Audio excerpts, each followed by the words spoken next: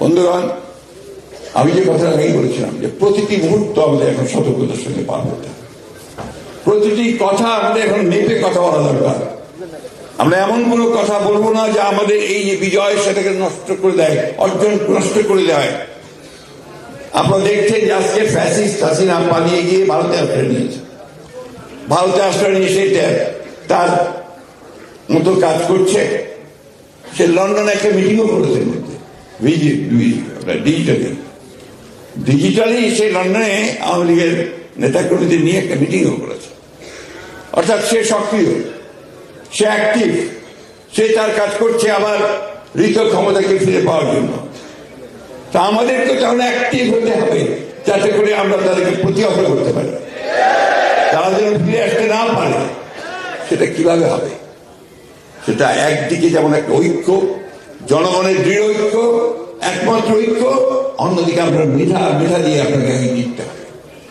যে কথাটা আমি আজকাল প্রায় বলছি, এই স্লোগান আর এই আপনার তালি, এটা দিয়ে কিন্তু আপনি জিততে পারবেন না। জিততে হলে আপনাকে সোশ্যাল মিডিয়ায় জিততে হবে।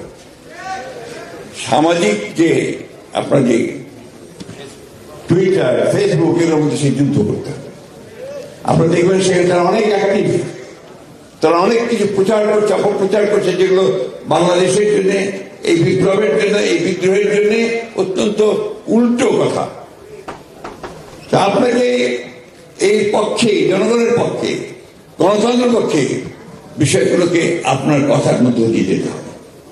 সে কথাগুলো হবে আপনার এই মিডিয়ার, সোশ্যাল মিডিয়ার মধ্যে দিয়ে। আমাদের মেইন মিডিয়ার ভাইরা এখানে আছেন, তারাও বলার চেষ্টা করেন, জানেন পারছেন বলতে, বিকজ ফ্রিডম। আগে পারতেন না, কিন্তু এখন পারছেন।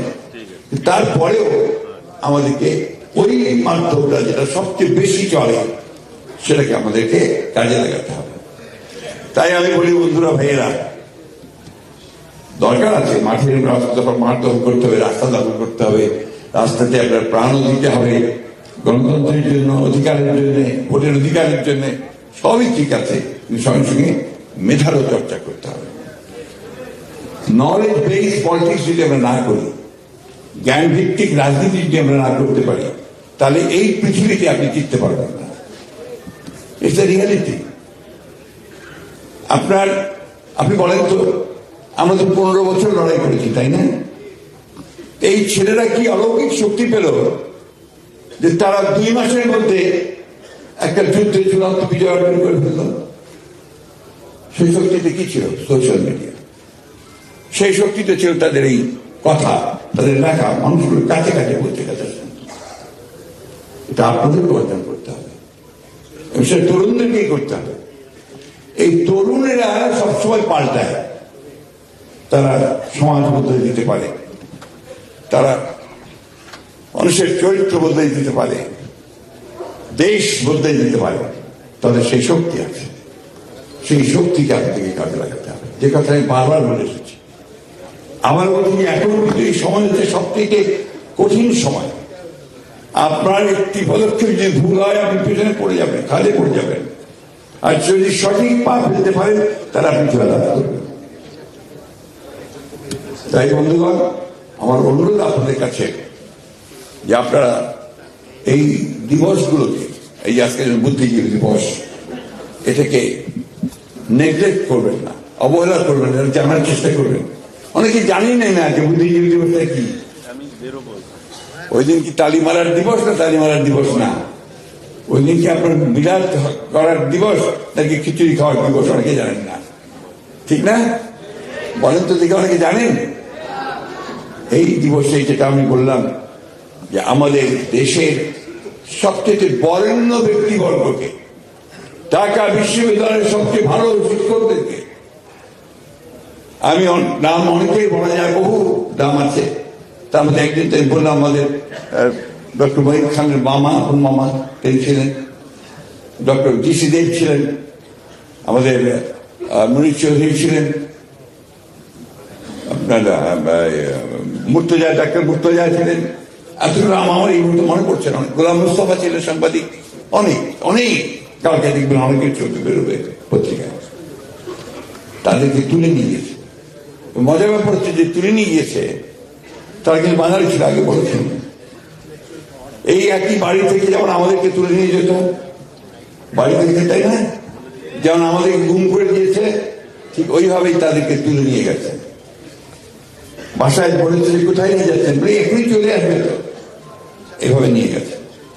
নিয়ে আর ফিরে আসেনি, রায়ের বাজারে তাদেরকে হত্যা করেছে। হাত পা বাঁধা মহিলা পুরুষ সব করে ফেলে। এই জিনিসটাকে মনে রাখতে হবে, কেন তাদেরকে প্রাণটা কেন দিতে হলো।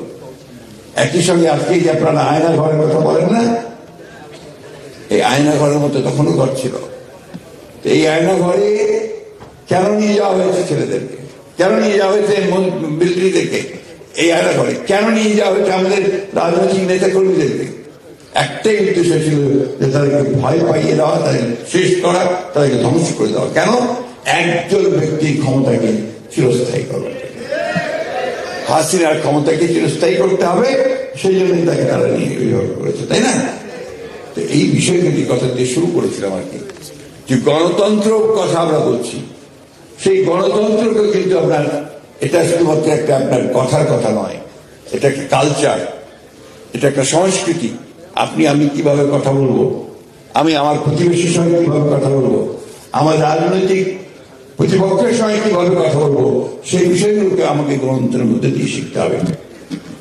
গণতন্ত্র মানে এই হয় যে আওয়ামী লীগ করলে তাকে গলা কেটে ফেলো, আর বিএনপি করলে তার মুন্ডুচ্ছেদ করো, তাহলে সেটা কিন্তু গণতন্ত্র নয়। গণতন্ত্র হচ্ছে পরমত সহিষ্ণুতা। তোমার কথা বলার অধিকার আছে, আমার বিরুদ্ধেও কথা বলার অধিকার আছে, কিন্তু আমি সেটাকে রক্ষা করবো, এটি হচ্ছে গণতন্ত্র।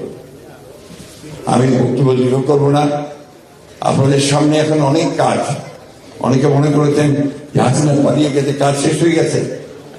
না, কিছুক্ষণ আগে আমাদের সুলতান সাহেব বলছিলেন যে আমাদের এই আন্দোলন চলবে নির্বাচন পর্যন্ত। না না, এই নির্বাচনের পরে আরো বহুদিন, যতক্ষণ পর্যন্ত গণতন্ত্রকে আমরা একটা সংস্কৃতিতে পরিণত করতে পারবো, কালচারে পরিণত করতে পারবো, এটা একটা ব্যবস্থা হয়ে দাঁড়াবে, ওই জায়গাতে আমাদেরকে পৌঁছতে হবে। তাই আমাদের কাজ অনেক বেশি আছে। আসুন আজকের দিনে আমরা এই শপথ নিই, যারা আমাদের ছেড়ে চলে গেছেন তাদের আত্মার প্রতি শ্রদ্ধা জানিয়ে, তাদের প্রতি শ্রদ্ধা জানাতে আমরা এই শপথকে গ্রহণ করি যে আমরা নিজেদেরকে গড়ে তুলব এই দেশের উপযোগী রাষ্ট্রের একজন নাগরিক হিসাবে, গণতন্ত্রের একজন কর্মী হিসাবে, বিএনপির একজন কর্মী হিসাবে, আর সেই সঙ্গে আমাদের নেতা আমাদের তারেক রহমান সাহেবের কর্মী হিসাবে, দেশের খালেদা জিয়ার কর্মী হিসাবে, আর আমাদের যে দল প্রতিষ্ঠাতা শহীদ হোসেন আমাদের সত্যিকার অর্থে কর্মী হিসাবে। সবাইকে ধন্যবাদ।